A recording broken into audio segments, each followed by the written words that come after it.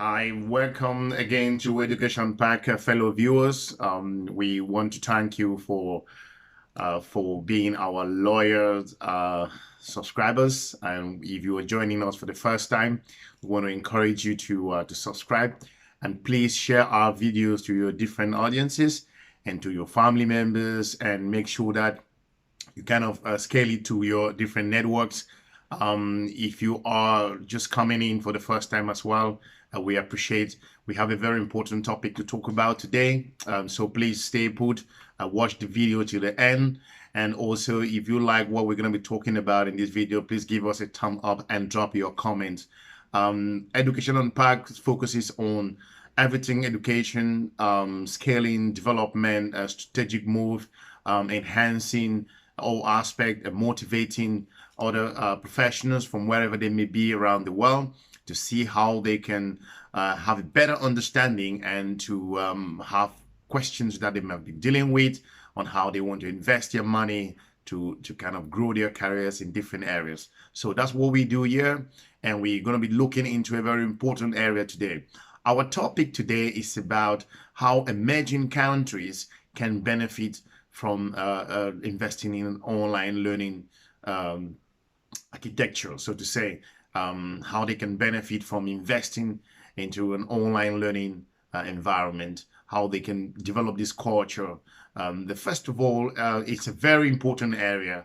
If you're watching us for the first time, coming from an emerging country, and just look into this and how this can relate to your own society and as an individual, on what you can benefit from this, how you can move this to another society to kind of educate people about this.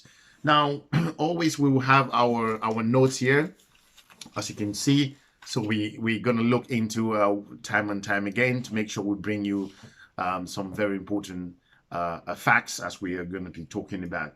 Now, we made a video recently talking about the data, how data has influenced the decision-making process as to what rates of visas are issued, and how emerging economics professionals or students got refused visas for several reasons. I hope you must have watched that video we did recently about visa deniers and why this high rate of visa deniers for students going to the States, going to the UK, or coming to mainland Europe.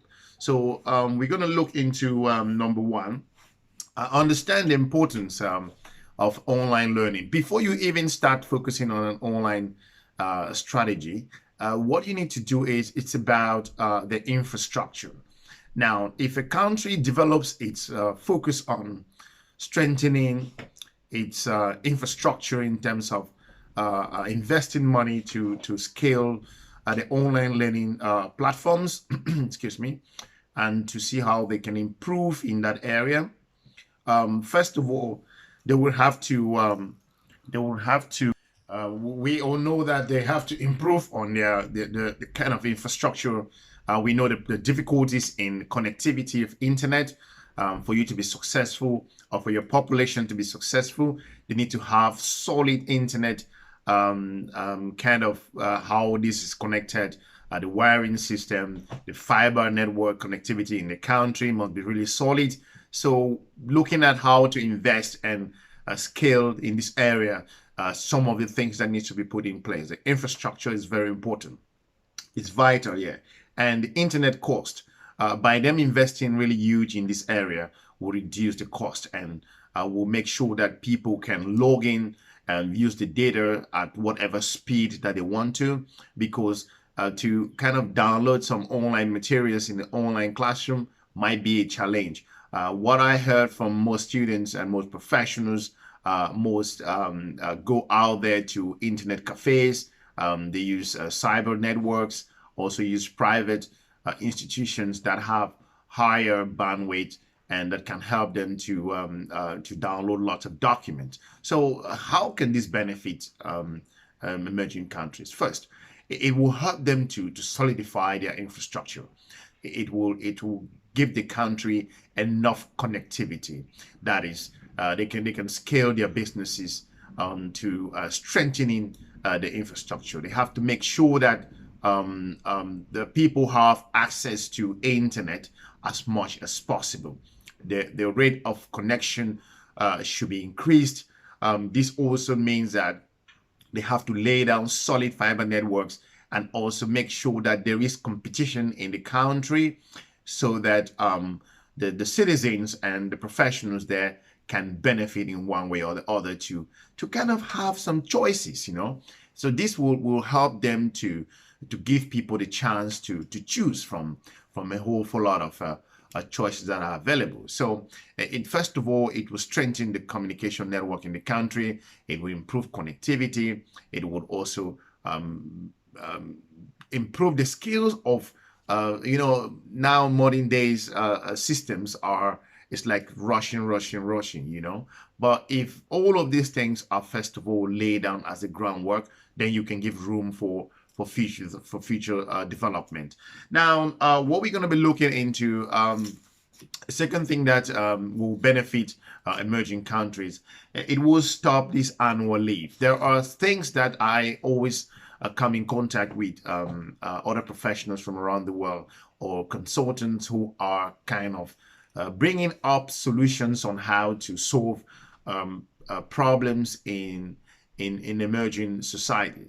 A very big thing here is we're talking about the amount of leaves that professionals got to travel, to go abroad, and the amount of job, the unemployment rate is high in the first place. Now, if you have someone who is going to abandon their job and then travel abroad, and then they have their salary passing back home, wherever they're coming from Asian countries or from across the African continent or across Latin America, then they leave the job and then they are abroad and they're going to be studying for about a year, right?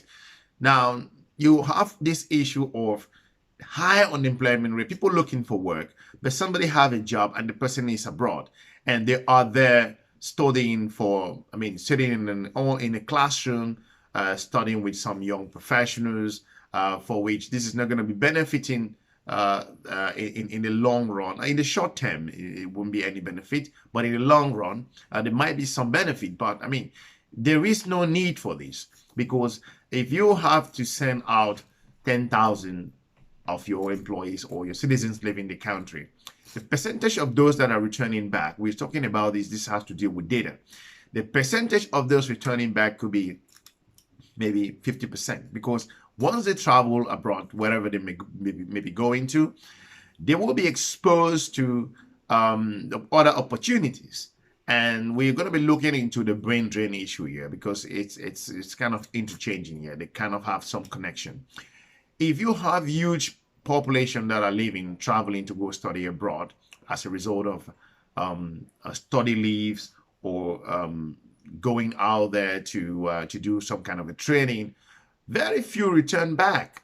And this affects, there are thousands of people who wants to work, they don't have work, and those who have jobs, they're going abroad. And they go abroad, 50% never come back. The data is out there to prove it. Most people traveling, living emerging countries, going to the West, they never go back. So we are coming here today to talk about how can this benefit. But if a government institutes a kind of an e-learning model, it will keep these professionals back home, and they will have the opportunity to kind of develop their careers, but at the same time, they're holding down their full-time job. So the country benefits, at the same time, they're tapping knowledge from another country. So this is a very important thing. So it will reduce the rate of unemployment, because if these people leave, in most cases, they might not come back because they're exposed to new opportunities. And for those who are back home, wherever they may be in their different countries, some of them are not really prepared. But if you kind of scale an e-learning environment, you will stop this brain drain aspect, or this high rate of migration moving to another society to study for 1 year, and they have enough work to do back home. So why don't you invest in a learning platforms or in an e-learning culture? Then you can scale the performance of your different citizens in the country. So you will benefit in that area if you invest into an e-learning platforms, and you also make sure that you keep your best persons or best individuals in your country. Your citizens will move and they will be able to work for your country and develop the economy. Another thing is the good thing is if a government invests a little bit more into an e-learning environment, or kind of integrate whatever systems in the country, it will enable or institute a policy that encourages people to study online. It is vital in this case. Why I say this? Because it will expose some of the citizens in the country. They will have a chance to interact with people they have never met before. These are seasoned experts in their field. Whether we like it or not, some of the best minds in a variety of sectors, in technology, agriculture, in whatever field you want to look into, they are based in some of these developed countries. So while these people also are going online to study, if you have your own citizens as a result of your policy, they're going online to study as well. They will come in contact with these seasoned experts. And in an online classroom, there is no discrimination in terms of what is being taught. Now, they will benefit because they might build networks, they may interact in a professional way, and they will be taught the same things they are teaching these other people. So in the course of doing that, they will have absolute knowledge in terms of how those policies work, or how those methods works, how those model works, on how those strategies are implemented in terms of finance, in terms of scaling sales, in terms of coming up with new technology, in terms of coming up with any sustainable method in whatever field that they are. So if you have this learning culture in an online environment, you will enable your citizens. They will scale, and your country is going to benefit a little bit more as compared to that, as a result of them doing an online study. Now, also another thing that developing countries can benefit from, it's very important, because another area where the emerging countries will benefit absolutely will be on the performance of the employees. Because if a government invests into allowing e-learning culture in a country, what that does is, as a result of that, if they have to give their approval, stamp of approval, the citizens will be exposed to learning in and interacting with people from different society. And I mean, it will improve their performance, it will improve their processes, it will enable them tap into, because it's about knowledge sharing. It's how things are being done. It's how it's being done in another society. So by you encouraging your citizens to go online to learn, they will be exposed to other working methodology, different ways of doing things. It will open their eyes. And what happens? They bring that particular method, the way they kind of balance budgets, the way they approach things, how methods, how business plans are being written, and how you kind of start up, pushing a startup. What are their approaches? So by them kind of being exposed to other societies as a result of an online network, they have a chance to improve their performance. They will develop themselves. They will try to replicate what they've learned or interacting with other people from different society. It would enable them to kind of try to do the same. By them doing that, they will try new things, and in the process of doing so, it would definitely click. And you're going to be seeing the attitude of work will change. You're going to be seeing how people kind of start doing new things. They won't rely a lot on the government to do things for them, as a result of them having this chance to be exposed to different learning societies and individuals from different culture. So that's very important.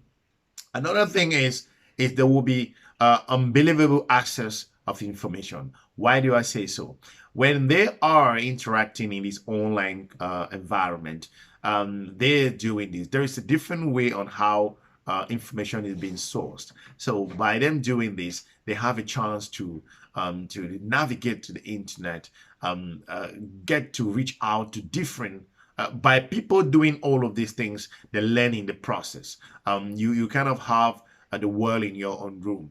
You will be able, you will be tempted to go beyond learning in an environment. You will be tested with different programs. You'll be tested with different ways of doing things. In the course of you learning those programs will lead you into different, excuse me, it will lead you to different links, will lead you to different connections. So all of these are vital things which will help an emerging country to develop its own different ways of doing things, and that would translate to the performance of the employees and the access to more information, which is very important. Now, by them being accessed, having exclusive access to information as a result of the government pushing people to go online to do things, it will be a positive impact, because by them doing that, they will start kind of trying new solutions with an economic model. They want to know how Japan is doing things, how the US approaches situations in this particular area. So there is this knowledge sharing. It's all about this. Because of that knowledge sharing, you are strengthening your own society. You will stop your people living and traveling to go abroad. Wherever abroad may be, they will be going to places they've never known before. They have no idea. It's going to be challenging. And then you're talking about unemployment in those developing or emerging countries. You're talking about the brain, because one of the best minds are leaving. Because we're looking at the data, the best minds are leaving. There are awful lot of things. For example, Tanzania, they're changing their policy. They're trying to embracing a high rate of learning online. The government is pushing that part because they understand the importance of people interacting. If you're doing things your own way, the moment you start interacting with others, you begin to understand that at what level you are in your development. So it is so important. That applies also to a country. So there are different ways that African or Asian or Latin American or even Eastern European countries can benefit a lot from, even in the Middle East, can benefit a lot from the government investing more in an e-learning model or e-learning culture. It will first of all improve infrastructure. It will also reduce the cost of people spending time online, the amount of money they pay for data, and also it will stop unnecessary traveling to go to developed countries, when in most cases they don't return back to their countries. And also it will improve interactions between people from different cultures to different environments. People in similar engineering sector will be exposed to people in another engineering culture in different society. It will also improve performance of employees. They want to make sure that this different culture, the way of working, the way things are being done, the approaches, and how this is implemented will be translated into your own society. Another very important thing is that it's going to be easy access to information, and your people will be exposed to information. Data's out there. They can do lots of things, and above all, the government will save money, will save cost. It will invest that money back in your own country. All of that knowledge stays in your own region and in your society. So we want to thank you for watching this today. We hope that if you are coming from an emerging society or emerging economy, we want to encourage you, if you're a policymaker, if you are someone who develops or gives advice, we want to encourage you to take some of this information to add to what you've already put together and see how you can help your own people, because the world is so competitive now. We want to encourage you to focus on things that are relevant. So we want to thank you so much for watching, and we hope that you click on the subscribe button. We also encourage you to go down to our comment section and leave some comments, and we're going to be dealing with the next topic in the next couple of weeks. And we appreciate you watching us. If you have any question or any reason you think would have been better to go into this, this particular episode, we encourage you to send it to us. So thanks again for watching. We're looking forward to meeting you soon, and have a good day then. Bye-bye.